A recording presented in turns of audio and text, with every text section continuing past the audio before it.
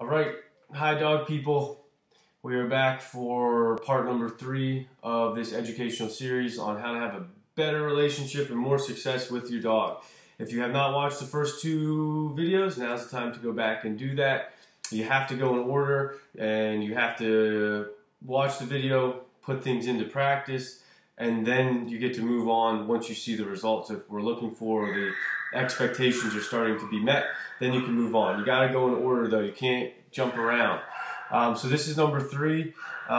Today we're going to talk about shaping behaviors and marking behaviors. That's going to be kind of the big focus of today.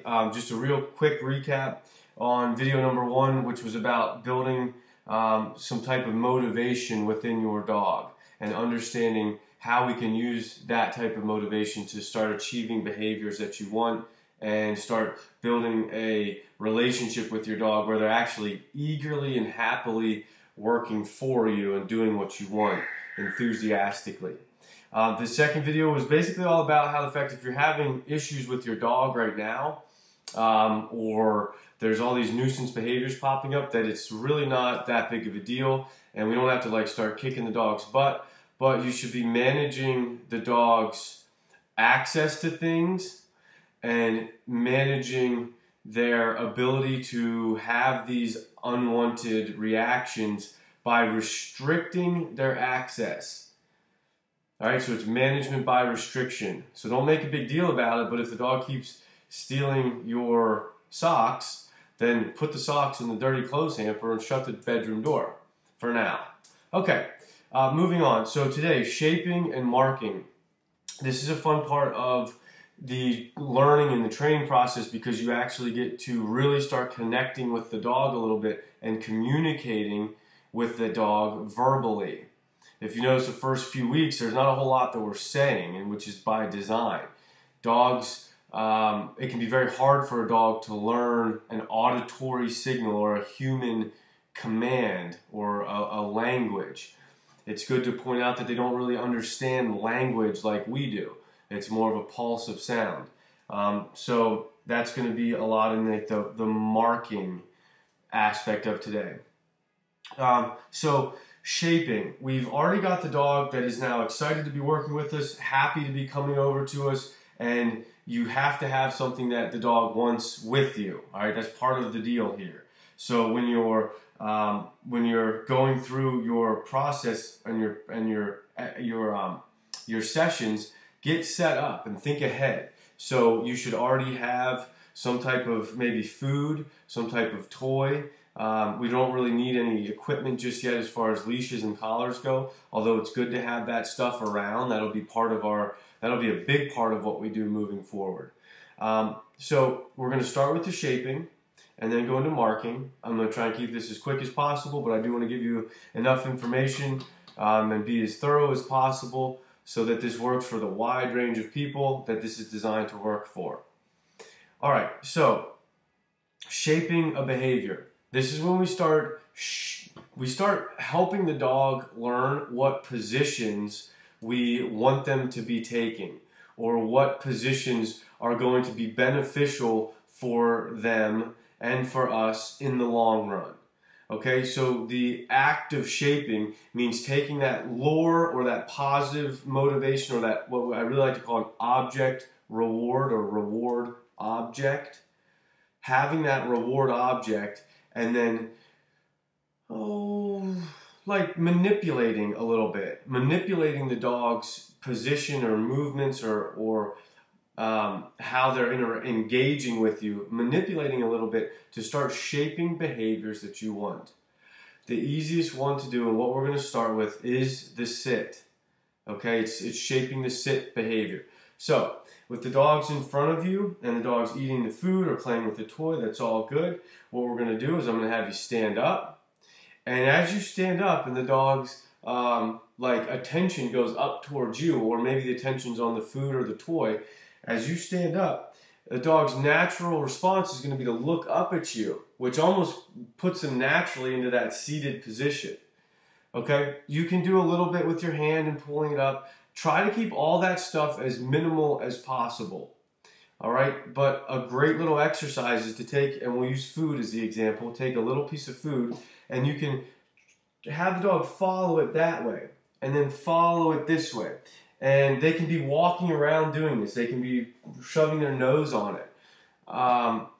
This is called luring. Okay, so you have something the dog wants, and you lure them around a little bit.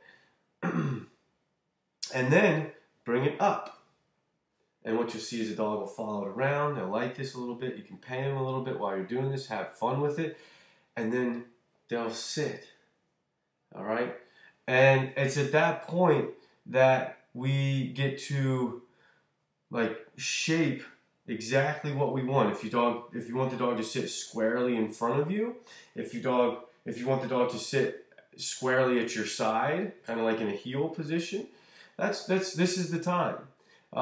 You can never do too much of this. You can do this all the time. You can get as creative as you want. Because of what I do and because of what we're doing for this video series, we're going to focus on shaping what will in the future be obedience positions or cues. But this is an opportunity when you're shaping stuff that you could shape to teach a dog to come between your legs, to lie down and roll over, to be sneaky and crawl across the floor, to put their paws up on a particular object like a tree. You can use this phase of training for an unlimited amount of potential and fun, and it just depends on how creative you want to get and how much time you want to put into that. What ends up happening for us is we all, our job is to make sure dogs are behaving and have the core fundamentals of when we say something, you have to do it, that are going to pay off from an obedience standpoint. But I don't want to minimize how fun and important it is that you do have those engagements with your dog. Teach them some tricks. And this shaping is a big part of that. This is your time to start teaching the dog what you want them to do. We're going to focus on our obedience. So we can lure the dog around a little bit and then bring the object up. As soon as the dog sits, this is the fun part. Now, at the beginning, I would say for the first several hundred repetitions, as the dog sits, you can pay the dog. You can give them a piece of the food. They sit, they win.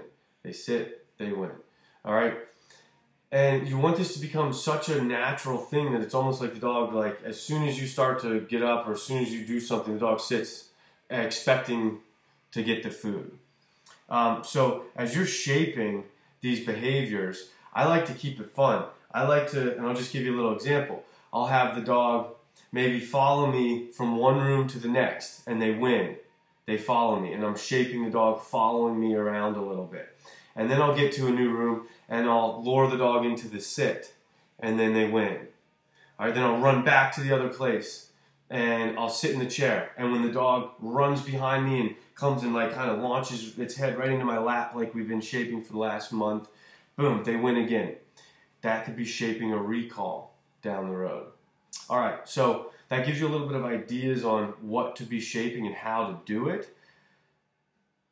For now, we're going to keep it very simple. We're going to shape the dog going into a seated position. All right. Once you feel really comfortable with that and the dog's got it down and the dog's doing well, you're going to start to tell the dog, yes. All right. So instead of immediately paying the dog, you're going to say, yes. All right. That's marking. Marking is very simple. Marker training is when you are marking a particular moment in time, or it could be a behavior, it could be a position, and when you like what the dog is doing, when you're satisfied and you're happy with what the dog is doing, you mark that, okay? This is where a clicker comes into play. And if I don't have one right here with me, I don't think. No.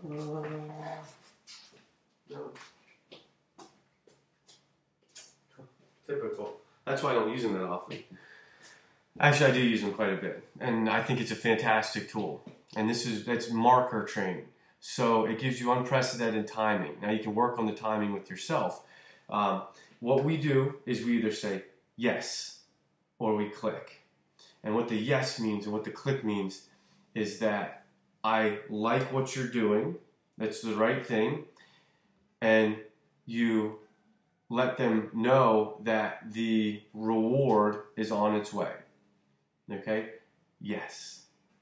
So once the dog has it really well, you're standing here, the dog follows you around a little bit, hops up on the couch, puts its paws up on the stool, say, good dog, and then boom, the dog sits for you, say, yes, and then pay the dog. Okay? Marker training. All right, so the homework for this week, next couple of weeks, this is one you can spend as much time on as you want. Again, be in a relatively sterile environment. There's no reason to have a party going on, other animals, kids running around, screaming, people coming to the door. You don't need any of that yet. What you need is a nice, quiet time, a little sterile environment, and shape some fun behaviors. Okay? Get creative with it. At the end of the day, we're going to need to make sure that we shape the dog going into a seated position, shape the dog going into a lying position, shape the dog walking next to you, preferably on the left-hand side, but I don't really care, it's up to you, and coming to you. All right, that's it. That's what we need to do. Write those down in your journal. Get to work. Have fun. So shape the behaviors, right? And then when you get something you like, mark it with yes. Or get yourself a fancy clicker, which we actually, I believe, sell on our website now. Cool. All right. Have fun. Questions, comments, anything you want, put in the comments below or send us an email. I'm sure you can figure out how to do that. I try kind of hard not to let people contact me, but if you made it this far, I'm all yours. All right. Happy dog training. Go have some fun.